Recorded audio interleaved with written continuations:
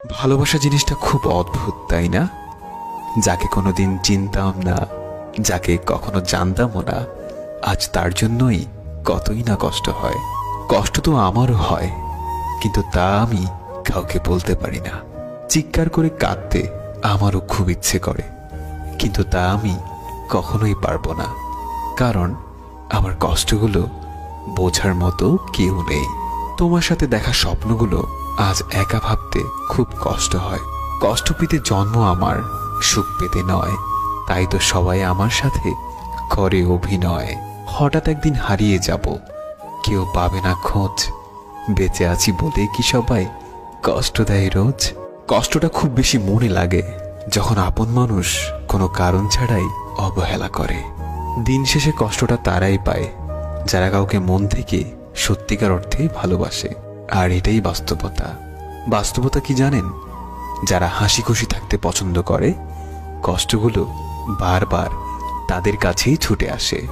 এটা ভাগ্যের নির্মম বাস্তবতা।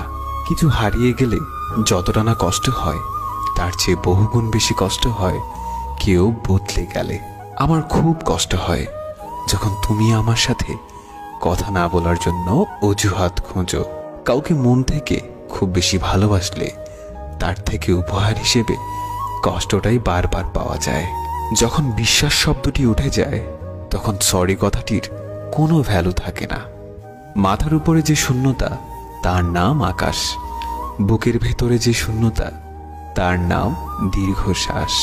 যতবার ভেবেছি তুমি ছাড়া আমি শূন্য, ততবার মনে পড়ে গিয়েছে আমি ছাড়া তুমি পূর্ণ। আজ এটা ভেবেই আমি নিজেকে সান্ত্বনা দেই, সবার কপালে তো আর সুখ লেখা থাকে না। আমি তার কাছেই হেরে গেলাম যাকে সবচেয়ে বেশি মন থেকে চেয়েছিলাম। কখনো সময় পেলে আমাকে নিয়ে একটু ভেবে দেখো, দোষী কে ছিল। ঠিক বুঝতে পারবে তুমি। যেদিন তুমি বুঝতে পারবে আমার থেকে বেশি কেউ তোমাকে ভালোবাসেনি, সেদিন তুমি আমার থেকেও বেশি কাঁদবে। অবহেলাগুলো তুলে রাখলাম, একদিন আফসোস হিসেবে ফেরত দেব।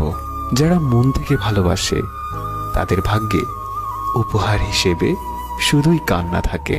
আর কত ব্যস্ততার অজুহাত দেখাবে? বলে দিলেই তো পারো প্রয়োজনটা শেষ।